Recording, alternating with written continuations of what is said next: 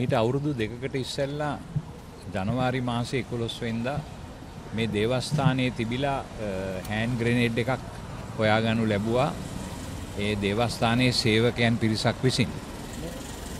ඒ hand ග්‍රෙනේඩ් එක පිපුරුවා නම් දේවස්ථානයට හානි වෙනවා විතරක් නෙමෙයි දේවස්ථානයට පැමිණෙන මිනිසුන්ට ජීවිත හානියක් හරි සෑහෙන කාලයකට ඉස්පිරිතාලවල ළඟින්ද සිද්ධ වෙනවා.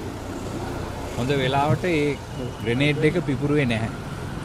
නමුත් මේ ග්‍රෙනේඩ් එක එතන තිබ්බේ කවුද කියන එක පිළිබඳව විමර්ශනයක් සිදු වෙන්නටත් කලින් පොලිසියේ ලොකු අය විශේෂයෙන්ම දැන් ඉන්න පොලිස්පතිතුමා මෙතනට ඇවිල්ලා දේවස්ථානයේ සේවය කරපු දෙන්නෙකුයි තවත් එතන උදව්වට ආපු ළමයෙකුයි එතන යාඥා කරන්නට ආපු කෙනෙකුයි අනගහගෙන ගියා. අරගෙන ගියා ගිහිල්ලා ඒ අයට සෑහෙන කරදර කරලා හිරිහැර කරලා බලහත්කාරයෙන් ඒගොල්ලන්ගෙන් මේ ස්ටේට්මන්ට්ස් ගන්න උත්සාහ කෙරුවා.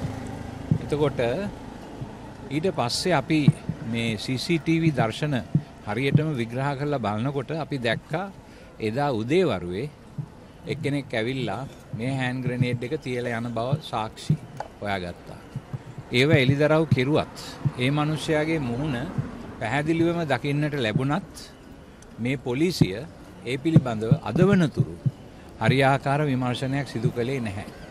ඒ වෙනුවට තවත් එක්කෙනෙකු අල්ලගෙන ගිහිල්ලා මේක සම්පූර්ණයෙන්ම නොමග ඇරීමට මේ උත්සාහයක් දැරුවා. මේ දේවස්ථානයේ සේවකයා මේක තිබ්බයි කියලා චෝදනා කරා. මේ වගේ හරිම අසාධාරණ විදිහට පොලිසියත් රජයත් එදා හිටපු මේ කටයුත්තට සම්බන්ධ වුණා.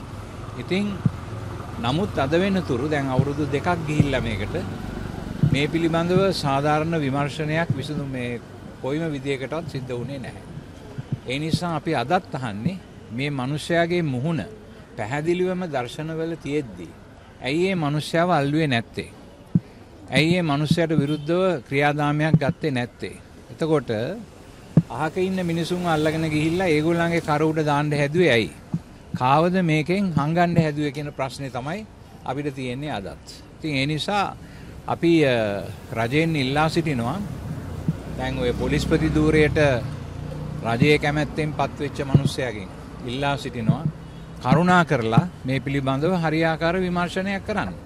මේ මිනිස්සයාගේ මුහුණ පැහැදිලිවම අපි දන්නවා. ඒ මුහුණ හොයාගන්න පුළුවන්. කවුද මේ මිනිස්සයා? ඇයි මේ මිනිස්සයා මේ ග්‍රෙනේඩ් එකක් ගෙනල්ලා පල්ලිය ඇතුලේ තිබ්බේ? කාගේ වමනාවටද ඒක කළේ? කියන එක පිළිබඳව සම්පූර්ණ විමර්ශනයක් කරන්න පුළුවන් පොලිසියටත් CID එකටත්.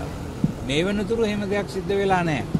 වැරදිලාත් ඒ බෝම්බේ පිපුරුවා නම් අපේ දේවස්ථානයට විතරක් නෙමෙයි එහි තේවා කරන්නට එන අයටත් සිද්ධ වෙන හානිය ගැන මේ අය කිසිම තැකීමක් දරන්නේ නැහැ කියන එක තමයි එතනින් අපිට පැහැදිලි වෙන්නේ. ඒ නිසා අපි මේ පිළිබඳව අපේ විරෝධය පළ කරන්නට තමයි මෙතන අපේ ජනතාව රැස් වෙලා ඉන්නේ අද මේ තවමත් අපිට විමර්ශනයක් නොලැබීම ගැන අපේ විරෝධය පළ කරනවා. අපි ඉල්ලා සිටින්නේ කරුණා කරලා විනිවිද පෙනෙන ස්වාධීන විමර්ශනයක් කරන්න කවුද මේ හෑන්ඩ් ග්‍රෙනේඩ් එක ගෙනල්ලා මෙතනට දැම්මේ කියන එක පිළිබඳව. එහෙම කළේ ඇයි කියන එක පිළිබඳව හොයලා බලන්න. හොයලා බලලා ඒ වැරදිකාරයන්ට දඬුවම් කරන්න අදත් ඉඩ තියෙනවා. එහෙම කරන්නේ නැතිව මේවා ඔක්කොම අර අද ලංකාවේ සිද්ධ වෙලා තියෙන දේ ඕකනේ මිනිමැරුම් යට ගහනවා.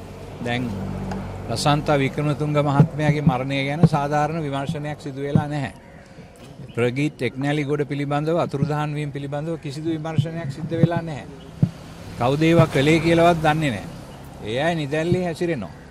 ඒ වගේම පාස්කු ප්‍රහාරයට සම්බන්ධ සැබෑ මහමුලකරුවන් කවුද කියන එක හඳුනාගෙන නැහැ. ඒවත් ඔක්කොම යට ගහනවා මේ ආණ්ඩු කරන අය.